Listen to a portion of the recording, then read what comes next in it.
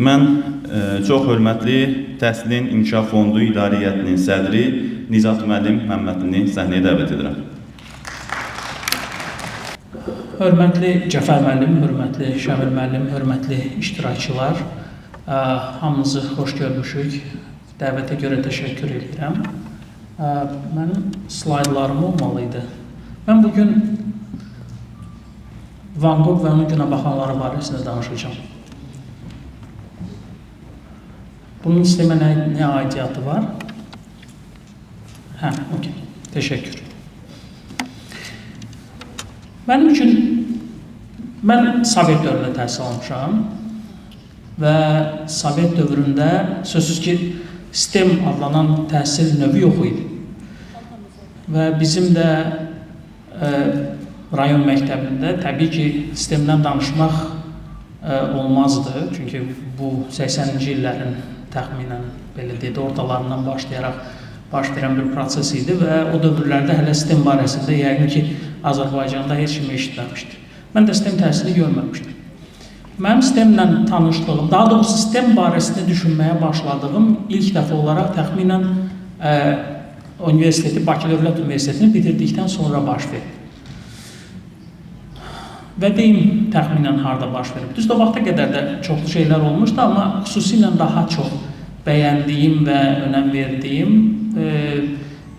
bilirsiniz, 2000-ci illərin əvvəlləri adətən, belə deyək də, bizim ölkəmizdə 90-cı illərin əvvəllərindən başlayaraq, sözsüz ki, 2000-ci illərin əvvəllərinə qədər biraz o keçid dövrü, çətin dövrlər, ədəbiyyatın tapılmadığı dövrlər, ədəbiyyatı tapıb onu gözümüzə təpdiyimiz bir dövrlər var idi. O dövrlərdə, yəni ki, bir çoxlarınızın tanıdığınız və indi bəlkə də sizin çox da bəyənmədiyiniz, eləyim mənim də çox da bəyənmədiyim əslində, amma o dövrlər çox həvəslə oxuduğum, çox məşhur bir yazıcı var, Dan Brown.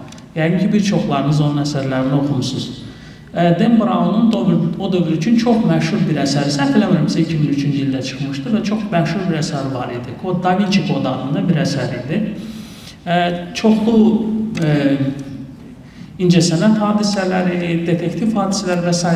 birləşdirən çox maraqlı bir əsərdir. Dövr üçün dövrünün bestselleri hesab olunur. Və mən ilk dəfə olaraq STEM barəsində, yəni STEM indi bizim nə başa düşürüksə o barədə düşünməyə başladığım dövr təxminən o kitabı oxuduğum ərəfiyə düşür. O kitabda çox maraqlı bir detal var idi. Detal ondan ibarət idi ki, müəllif Leonardo da Vinci'nin yaratdığı iki əsər, xüsusilə iki əsər barəsində danışanda, bu Mona Lisa və Sonuncu Şam Yeməyi əsəri barəsində danışanda, yəni ki, bir çoxlarınız bu əsərləri canlıda da görüblər. Danışanda oradakı qızıl nisbət barəsində, onun riyazi həlli barəsində danışır. Və mən qızıl nisbət və incəsənətdə onun, belə deyək də, inikasını, əksini görəndə başa düşməyə başladım ki, əslində incəsənəti çox yaxşı riyazi yolla izah eləmək mümkündür. Sonralar bununla bağlı çoxlu kitablar oxumağa başladım və başa düşdüm ki, təkcə incəsənəti deyil, musiqinin özünü də, ədəbiyyatı da, ən yaxşı, ən gözəl gördüyümüz dünyada nə varsa, bütün gözəllik nümunələr də çox yaxşı riyaziyyatla izah olunan məsələlərdir. Və sonradan bir dəfə, bundan bir müddət sonra, Hollandiyada olarkən Van Gogh'un ev muzeyinə getmişdim və Van Gogh'un yəqin ki, bilirsiniz, çox məşhur günəbaxanları var. Bəlkə də bilirsiniz bunu, Arıl dövrü deyirlər. O Arılda yaşadığı dövrlərdə müxtəlif günəbaxanlar çəkməyə başlayıb. Günəbaxanlar xüsusilə sarı rəngdə təsvir olunub, sarıya çox önəm verib. Bilirsiniz, Van Gogh'un çoxlu, belə deyək də, həyatının stresli dövrləri var, yaşadığı çox böyük streslər var. O stresləri daha çox aşmağın yolu olaraq sarı rəngdən istifadə edib. Dövrlərdə müxtəlif günəbaxanlar yaratmağa başlayıb. Bilirsiniz, Van Gogh avangard incəsənətinin ən böyük nümunələrindən biridir və kifayət qədər də çox maraqlı əsərləri var. Və Van Gogh'un günəbaxanları əslində kifayət qədər maraqlıdır. O, həm sarı rəng vasitəsilə, belə deyək də, özünün o stresli həyatını daha da yumuşaltmağa, sarı rəng vasitəsilə daha yumuşaq, sakit ton verərək həyatı göstərməyə çalışır. Bunun müxtəlif aspektləri ola bilər. Amma Van Goghun Günəbaxana müraciət eləməyinin həm də bir səbəbi var. Günəbaxan, bunu başqa yerlərdə də görəcəyik, amma Günəbaxan bayaq haqqında danışdığım qızıl nisbətin ən yaxşı nümunəsidir. Və incəsənətdəki riyazi gözəlliyin ən yaxşı nümunələrindən biridir. Yəqin ki, Günəbaxan görmüsünüz hamınız həyatda. Yəni, hər birimiz görmüşük həyatda yəqin ki. Əgər Günəbaxanın mövcud o Günəbaxan toxumlarının düzülüşünə diqqət eləsək, Günəbaxan toxumlarının çox qeyri-adi bir düzülüşü var. Və bu düzülüş, indi bunları görəcəyik burada, bu düzülüş əslində özü-özlüyündə təbiətin yaratdığı riyazi həll yoludur. Necə gözəl, necə optimal, necə ən yaxşı şəkildə bir yaradılış mövcud ola bilər deyə. Baxın, Günəbaxan toxumlarında düzülüş xüsusilədir. Orada həm baxsaz, həm əslində spirallar var burada, yəni spiral formasındadır, bütün toxunur. Və əgər siz spirallara diqqətlə fikir versəz, baxın, bu spirallar Günəbaxan toxumlarının spirallarını həm saat əqrəb istiqamətində baxmaq olar, həm saat əqrəbinin əksi istiqamətində baxmaq olar. Və adətən orada bir tərəfdə 34, bir istiqamətdə 34 spiral mövcuddur, yəni əyilmə mövcuddur. O bir tərəfə 55. Bu müxtəlif də ola bilər. Amma bütün hallarda burada qızıl nisbət var. Qızıl nisbət nədir? Bunu ilk dəfə bizə deyən, yəni bu formada çatdıran Fibonacci adında çox məşhur bir riyaziyyatçı oldu. Yəqin ki, içərinizdə riyaziyyatçılar varsa, bunu çox rahat, məndən çox yaxşı bilirlər. Bu, natural ədədlərin hər ədədi alınması özündən əvvəlki ədədin toplanması ilə baş verir. Yəni, bilməm, sıfırı natural ədəd kimi qəbul edirik yoxsa yox, amma 0, 1, 1 ilə 0-ı topladıq, yenə 1 alındı. Sonra birdən əvvəlki rəqəm 1 idi, 1 ilə 1-i topladıq, 2 aldı. Sonra 2 ilə 1-i topladıq, 3 aldı. Sonra 3 ilə 2-ni topladıq, 5 aldıq. Sonra 5 ilə 3-ü topladıq, 8 aldıq. Və bu silsilə sonsuzluğa qədər davam edir. Amma bunun ən maraqlı cəhəti ondan ibarətdir ki, hər sonraki rəqəm özündən əvvəlki rəqəmə böləndə mütləq təxminən 1/6 alınır. Bu həmişə belədir. Sonsuzluğa qədər davam eləsəz belə, həmişə 1/6 nisbət alınır. Və əgər baxsaz, həmin 34 və 55-də həmin o Fibonacci ədədləri silsiləsidir. Yəni, həmişə belədir. Saat əqrəb istiqamətində və saat əqrəbinin əks istiqamətində yaranan spirallar mütləq Fibonacci ədədinin silsilə rəqəmlərindən biridir. Bu həmişə belədir. Və burada buna qızıl nisbət deyirlər və yaxud da Fibonacci ədədləri silsiləsi deyirlər. Bu, optimal düzülüşün ən bariz nümunəsidir. Bunun nə üçün belə düzülüb? Bir əvvəlki slayda qayıtsaq. Bu spirallar bəs necə yaranıbdır eyni zamanda? Baxın, burada sadəcə olaraq bir şeyə diqqət edin. Bu, bizim gördüyümüz burada həmin o 4 bucaq, həmin o spiralın yaranmasını ortalığa qoyur. Baxın, 1 idi əvvəl dediyimiz, elədimi? Sonra üstünə 1 gəldik, özündən sonraki rəqəm 2 alındı. 2-nin üstə 1-ləri gəldik, 3 alındı. 3-ün üstə özündən əvvəlki 2-ni gəldik, 5 alındı. Sonra 5-in üstə 3-ü gəldik, 8 alındı. Sonra həmin kvadratları diagonal olaraq götürsək və bir dairə çəkməyə başlasaq, bu dairə bizə bir spiral verir. Bu, həmin o qızıl nisbətdən yaranan spiral. Bunu siz təbiətdə bir çox yerlərdə görə bilərsiniz. Mən sonra da görəcəyik. Sonra bunu çox yaxşı texnoloji və mühəndislik nümunələrinə çevirmək mümkündür. Uşaqlara da bunu çox rahat göstərmək mümkündür. Əslində, bu cür düzülüşün, yəni spiral vari düzülüşün çox maraqlı bir əhəmiyyətli, yəni səbəbi var, nə üçün belə düzülür. Əgər bir-birinin ardınca düzülmüş olsaydı toxumların quruluşuna uyğun olaraq, o halda optimal yerləşmə olmayacaqdı və ortada çoxlu boşluq məsafələr qalmış olacaqdı.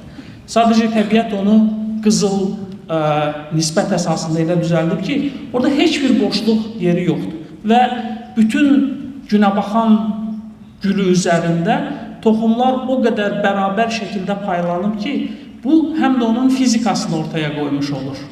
Yəni, o riyazi gözəllikdən doğan qızıl nisbət onun çox gözəl fizikasını ortaya qoymuş olur.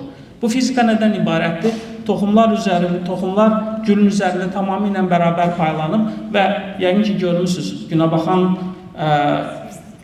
belə dedik, bilməm, koldu ağacdır, günəbaxan bitkisinin çox nazik bir gövdəsi var.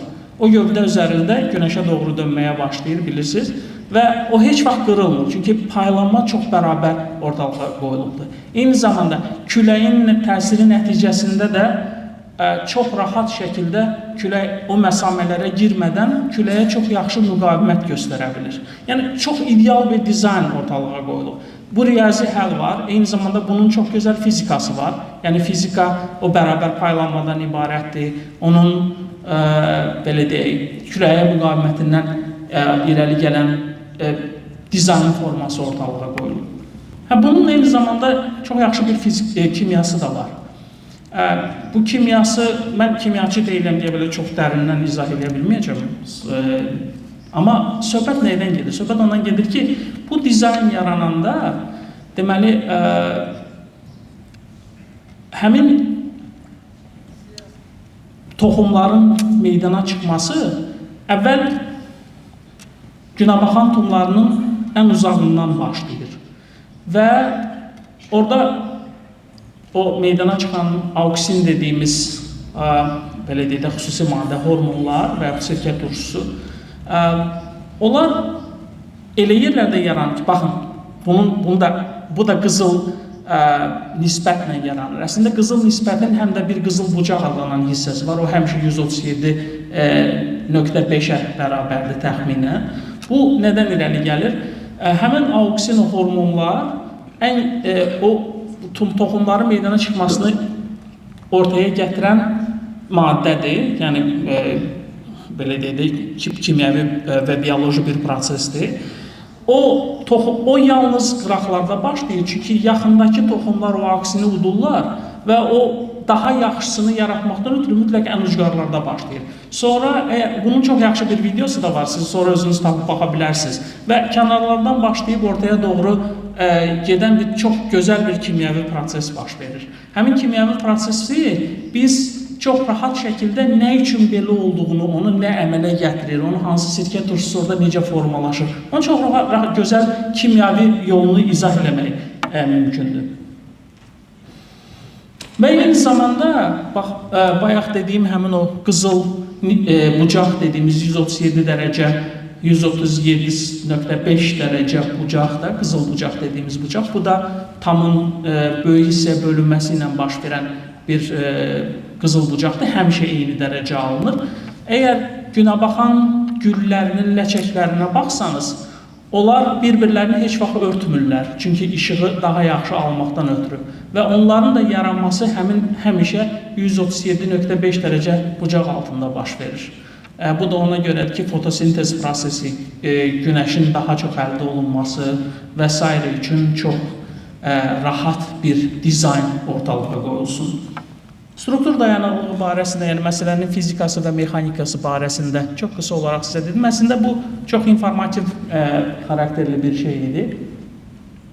Amma digər yerlərdə də bunu, eyni dizaynı görmək mümkündür. Yəni, təbiət bu dizaynı bir çox başqa yerlərdə də göstərir. Məsələn, yəqin ki, hamımız ilbiz görmüşük. İlbizin də quruluşu eyni cürdür. Yəni, onun ilbizin qınının quruluşu həmin qızıl nisbətin nəticəsində meydana gələn spiralın nəticəsidir. Böyümə yalnız spiral şəklində baş verir və bu çox ideal bir quruluşdur. Və yaxud da şam ağacının qozaları təxminən eyni cür formalaşır. Hətta kainatın özü belə, kainatdakı qalaktikalara fikir versək, həmin spirallar şəklində mövcud olur bir çox hallarda və məhz qızıl həmin o Fibonacci-nin ilk dəfə dediyi, amma ondan çox qabaq hələ Yunanların dövrü, Misirlərin dövründə tapılmış həmin o qızıl ardıcıllığın və yaxud da qızıl nisbətin Fibonacci silsiləsinin izah elədiyi mexanikadır əslində, dizayndır. Sonra bunu çox yaxşı mühəndislik elementinə çevirməyə başlamışıq. Məsələn, çox böyük antenaları quraşdıranda düzülüşü təxminən eyni cür spiral düzülüşdə edirik ki, artıq bunu mühəndislər etməyə başlayıblar və həmin o qızıl nisbətin əsasında meydana gətirmişik. Və yaxud da aşağıda dünyanın ən böyük deməli, işıq fotovoltaik dediyimiz deməli, günəş enerjisindən alınan elektrikin hazırla istehsal edən generatorların düzülüşünə əgər baxsaq, aşağıda çoxlu deməli, günəş panelləri qoyulub və həmin günəş panelləri elektrikin alınmasına. Hətta bunun ən yaxşı variantını səhv eləmirəmsə Dubayda hazırlayıblar. O eyni cür düzülüşlə, spiralvari düzülüşlə güzgüləri düzüblər. Sonra güzgülər eyni zamanda mərkəzə günəş enerjisini ötürür və orada su qaynaması nəticəsində elektrik enerjisi istehsal olunur. Və bu çox yaxşı mühəndislik bir nümunələrlə çevrilməyə başlayır artıq.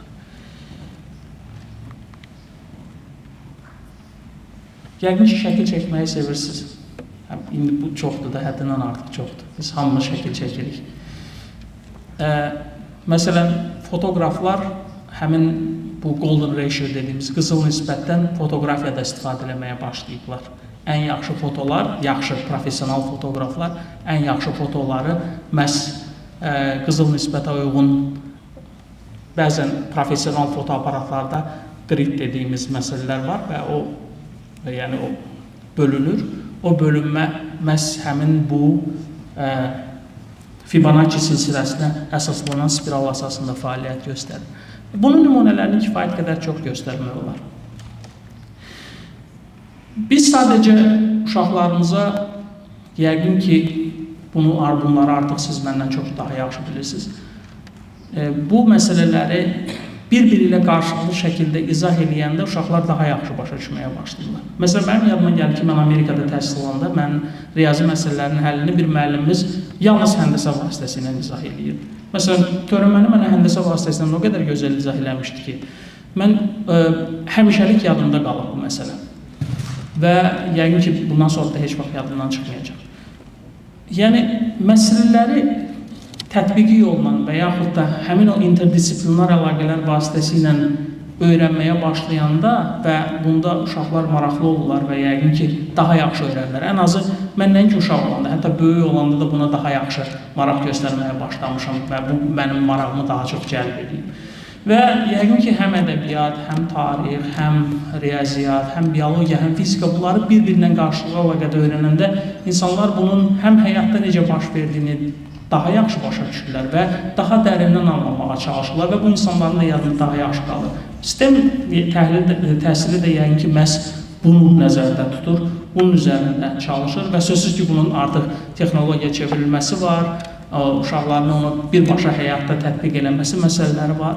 Bu istiqamətdə yəqin ki, bizim də gördüyümüz bir xeyli iş var, yəqin ki, bilirsiniz. Mən Təhsil Nazirliyinin sözsüz ki, nümayəndəsi olaraq bunları deməyə bilmərəm. 2019-cu il, 19-20-ci il təhsilindən başlayaraq Azərbaycanın bir çox məsələlərdə ilk dəfə olaraq, pilot olaraq sistem təhsili ortalığa çıxmağa başlayıb, yəni tədris olunmağa başlayıb. Bizim artıq 20 sistem mərkəzimiz mövcuddur ölkənin müxtəlif yerlərində. 400-dən çox məktəbimizdə sistem təhsili tədris olunur. Bizim 250 mindən çox şagirdimiz sistem üzrə təhsil alır, yəni sistem təhsili alırlar. Və sözsüz ki, gələcək ümumilikdə əgər biz elm, texnologiya və s. daha da inkişafına çalışırıqsa, bütün həyatımız məhz kökdən ən, belə deyək də, hətta ibtidai təhsildən sistem üzərində qurulması, bu interdisiplinar məsələlərin daha maraqlı şəkildə həyata keçirilməsi və buna önəm verilməsi bizim üçün xüsusi əhəmiyyət kəsb edəcək. Yəqin ki, bu istiqamətdə tədris edən müəllimlərimiz də var. İbtidai sinifdən sistemi tədris edən müəllimlərimiz var. Sonraki dövrlərdə bunu tədris edən müəllimlərimiz var və biz hər şeydən öncə bu müəllimlərimizə təşəkkür edirik. Müəllimlərimiz həmişə bizim baş tacımızdır və övladlarımızın gələcəyə aparılmasında onlar xüsusi rol oynayırlar. Və ümid edirəm ki, biz gələcəkdə də bu istiqamətdə təhsilimizin daha da inkişafına nail olacağıq. Çox sağ olun, təşəkkür edirəm.